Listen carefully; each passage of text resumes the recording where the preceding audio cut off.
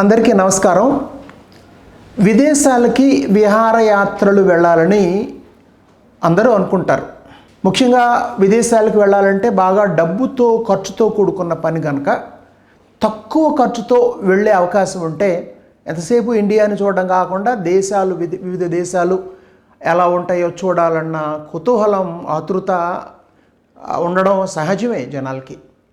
కాబట్టి తక్కువ ఖర్చుతో విదేశాలకి వెళ్ళడం, అందులో ఆ విదేశాల్లో ఏది బెస్ట్ డెస్టినేషన్, ఏ టూరు ఏ దేశాన్ని సందర్శిస్తే అది బెస్ట్ అవుతుంది అనేదాన్ని ఈ వీడియోలో నేను చర్చిస్తాను. ఈ విషయం చెప్పడానికి నాకున్న అర్హత ఏమిటంటే, నేను గత అనేక సంవత్సరాలుగా అనేక దేశాలకు వెళ్ళాను. దాదాపు 25 దేశాలని సందర్శించానండి. అందులో చాలా దేశాలని 2 లేదా 3 అంతకంటే ఎక్కువ సార్లు చూశాను. ఆ అనుభవంతో ఏది బెస్ట్ ఇంటర్నేషనల్ టూర్ అవుతుందో ఈ వీడియోలో నేను చర్చిస్తాను. నిజానికి ఈ ప్రశ్న చాలా జటిలమైందండి. Very difficult question to answer. ఏది బెస్ట్ టూర్ అంటే వాడే టేస్ట్లు అండి. బట్ ఓవరాల్గా అందరి జనాల టేస్ట్లు దృష్టిలో పెట్టుకుని ఏది బెస్ట్ టూరో మీకు నేను చెప్తానండి. ఇది డెఫినెట్గా దీనికి ఎక్సెప్షన్స్ ఉంటాయి. ఇంటర్నేషనల్ టూర్ కంపెనీస్ ఉంటాయి కొన్ని విదేశాలకి. ఈ ముఖ్యంగా వేసవి సెలవుల్లో, అలాగే సంవత్సరం పొడుగున ముఖ్యంగా ఏప్రిల్, మే, జూన్ నెలల్లో పెద్ద ఎత్తున ఇటీవల కాలంలో ఇండియన్ టూరిస్టులు వెళ్ళడం ఎక్కువైంది. ఆ టూర్ కంపెనీలను అడిగితే వాళ్ళు క్లియర్గా చెప్తారు, నెంబర్ 1 పాపులర్ డెస్టినేషన్ యూరోప్ అండి. యూరోప్ టూరు మీరు కనుక ఏప్రిల్, మే నెలలో వెళితే పరిస్థితి ఎలా ఉంటుందంటే, మిమ్మల్ని ఉదాహరణకి ప్యారిసో, ఇటలీనో లేదా ఇంకొక చోటకి వెళ్ళారనుకోండి, మధ్యాహ్నం లంచ్ కాపుతారండి. మీ బస్సు వెళ్ళి ఆగుతుంది. అక్కడ 1 కిలోమీటర్ పొడుగాక క్యూ ఉంటుంది ఆ రెస్టారెంట్ లోపల పోవడానికి. ఆ రెస్టారెంట్లో 3 రెట్ల మనుషులు, అంటే కూర్చుని భోజనం చేస్తున్న వాళ్ళతో పోలిస్తే 2 రెట్లు రెస్టారెంట్ ఆ మూల అక్కడ నిలుచుకుంటారు. కనీసం 1 గంట వెయిట్ చేస్తే కానీ మీకు లంచ్ దొరకని పరిస్థితి. కుప్ప తెప్పలుగా వెళ్తున్నారండి యూరోప్కి. చాలా టూర్లు, హోటల్స్ బాగుండవు, ఫుడ్లు అక్కడికి వెళితే రైసు అది కూడా కాస్త అంత మంచి మనకి ఇక్కడ ఉన్న రైస్ దొరకదు అక్కడ. చీప్ క్వాలిటీ రైసు, ఏదో ఒక చిన్న సాంబార్ పేరుతో కాస్త దుంపలతో చేసిన ఒక కర్రీ ఇలా ఉంటుంది. అది ఏదో అంటే యూరోప్లో చాలా హిస్టారికల్ ప్లేసెస్ ఉన్నాయండి. మనకు తెలుసు కదా, మన పరిపాలించింది బ్రిటిష్ వారు.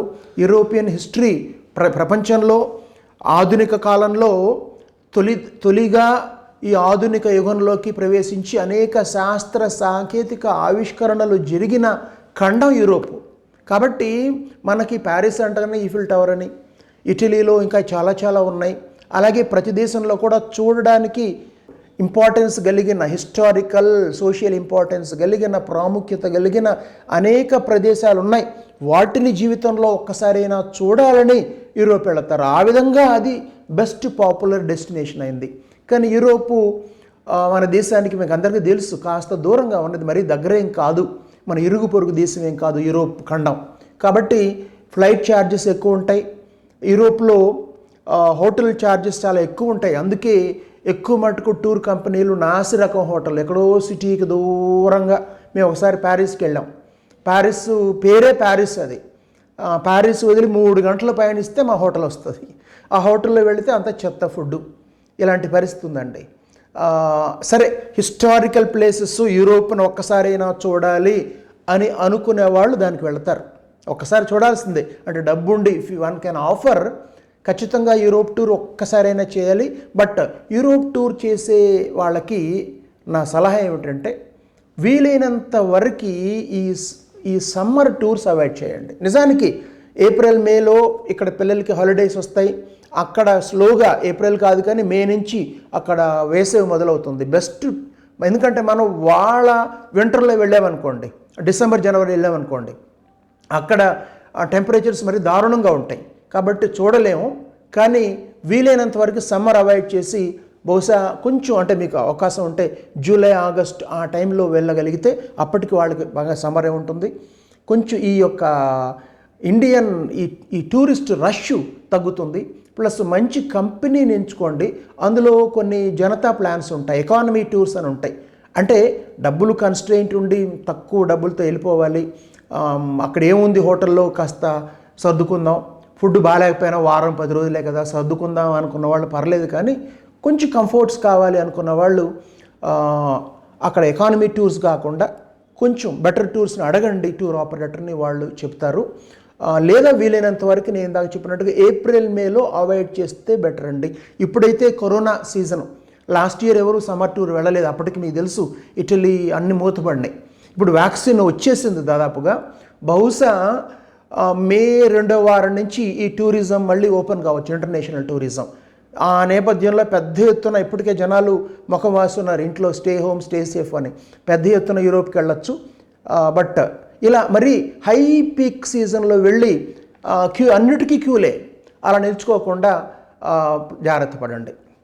ఇక ఇండియన్స్లో బాగా పాపులర్ అయింది అమెరికా. సరే, మనందరికీ తెలుసు అమెరికాలో ఇప్పుడు హైదరాబాద్ లాంటి నగరంలో ఆ మాటకు వస్తే కొంచెం సెకండ్ లేదా థర్డ్ లెవెల్లో ఉన్న సిటీసు టౌన్స్లో కూడా ప్రతి 2వ కుటుంబం నుంచి ఎవరో ఉంటున్నారు అమెరికాలో. అలా కొడుకో కూతురో దగ్గరకో వెళ్ళి అమెరికా టూర్ చేసే వాళ్ళ సంగతి వేరండి. అలా కాకుండా అమెరికానే చూడడం కోసం ఇంటర్నేషనల్ టూర్ వేసుకునే వాళ్ళకి ఇది అందరికీ తెలుసు. అమెరికాకు ప్రయాణం మీరు ఏ విధంగా చూసినా కాస్త అటు ఇటుగా నాన్ స్టాప్ ఫ్లైట్ వెళ్ళినా అటు వెళ్ళినా దాదాపు 24 hours అయిపోతుందండి, కాస్త తక్కువగా.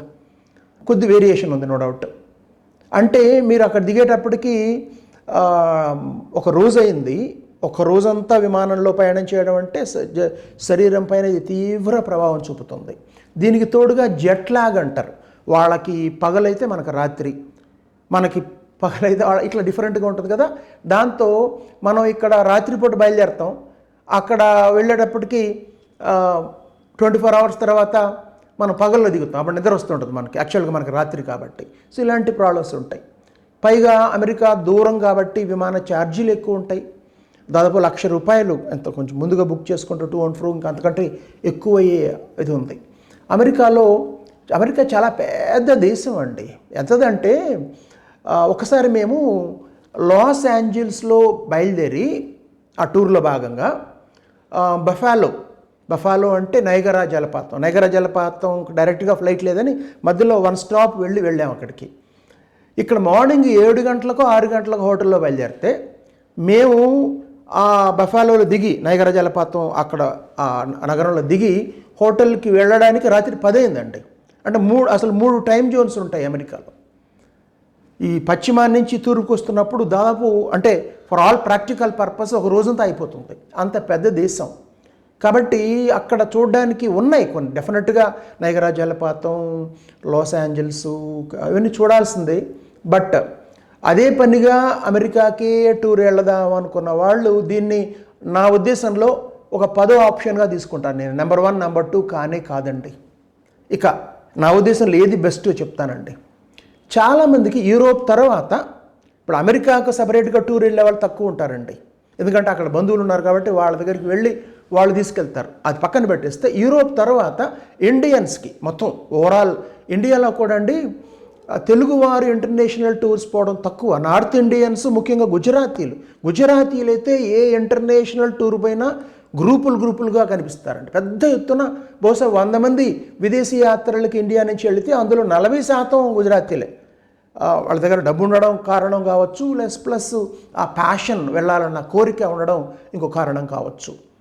ఈ విధంగా ఇండియన్ క్రౌడ్లో మోస్ట్ పాపులర్ డెస్టినేషన్ యూరోప్ అయితే సెకండ్ పాపులర్ డెస్టినేషను సింగపూర్ అండి. సింగపూర్ ప్లస్ మలేషియా విషయానికి తర్వాత వస్తాను. ముందుగా సింగపూర్లో నేను 3 సార్లు వెళ్ళాం.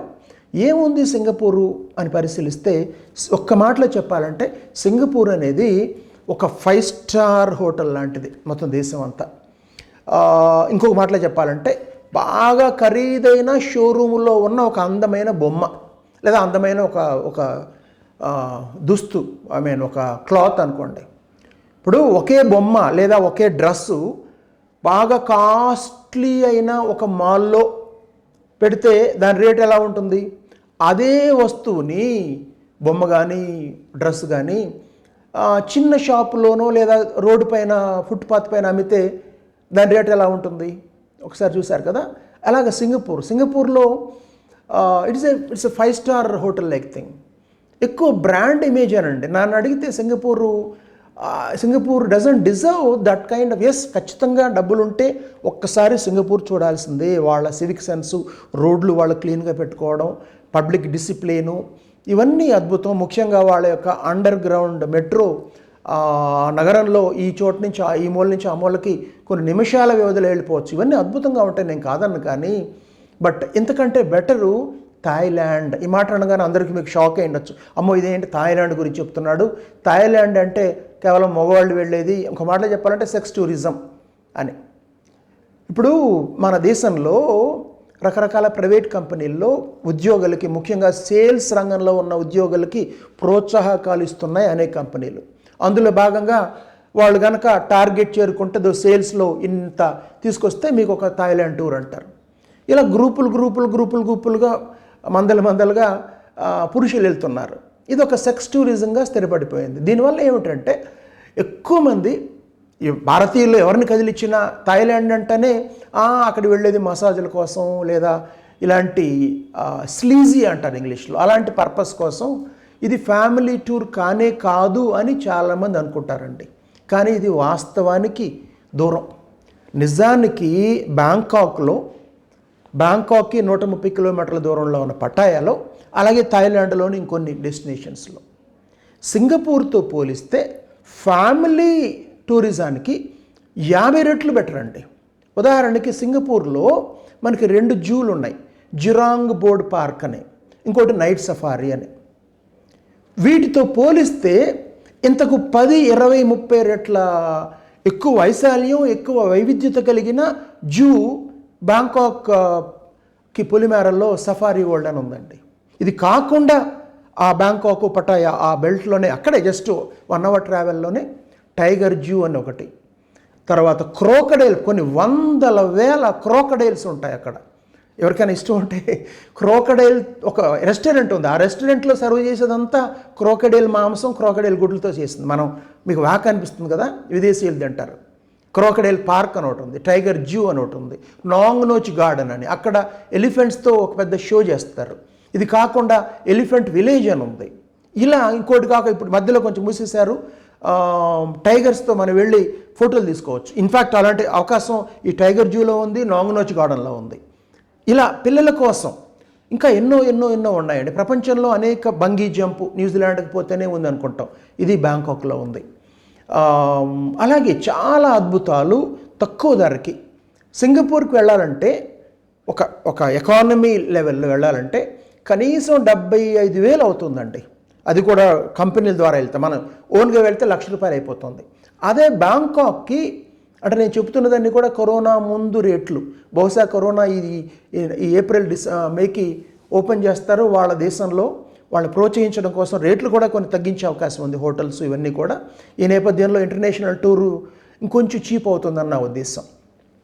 సింగపూర్కి ఎంత ఖర్చు అవుతుందో కాస్త అటు ఇటుగా సగం ఖర్చుతో థాయిలాండ్ చూడొచ్చండి.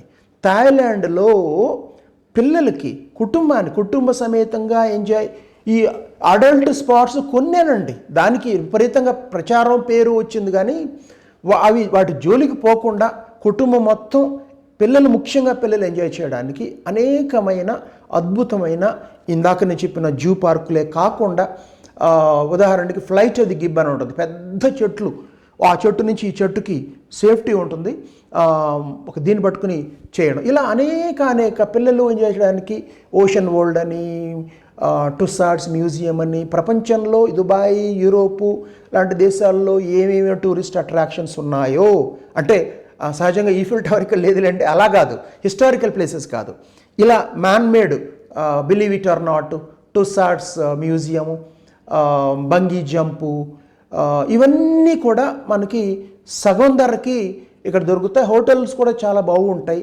కాబట్టి బెస్ట్ ఎకనామికల్గా చూస్తే, ఓవరాల్గా చూస్తే కుటుంబ పరంగా థాయిలాండే బెస్ట్ టూర్ అంటాను. సింగపూర్ కంటే అది బెస్ట్ అని నేను చెప్తాను. కానీ ఈ యొక్క ఇమేజ్ మాత్రం థాయిలాండ్కి వెళ్ళారంటాను అనుమానంగా చూస్తారు అవతల వాళ్ళు, ఇదేదో ఉందని, ముఖ్యంగా పురుషులు వెళితే. సో ఆ ఇమేజ్ని మనం పక్కన పెట్టి కుటుంబ సమేతంగా వెళ్ళి తక్కువ ఖర్చుతో 40-45 వేలతో ఒక వ్యక్తి, అంటే కుటుంబంలో 3-4 ఉంటే 1,20,000తో 1,30,000తో ఈ టూర్ ముగించుకోవచ్చు. ఒకసారి డీటెయిల్స్ కోసం మీరు నెట్లో చెక్ చేయగలరు. నమస్కారం.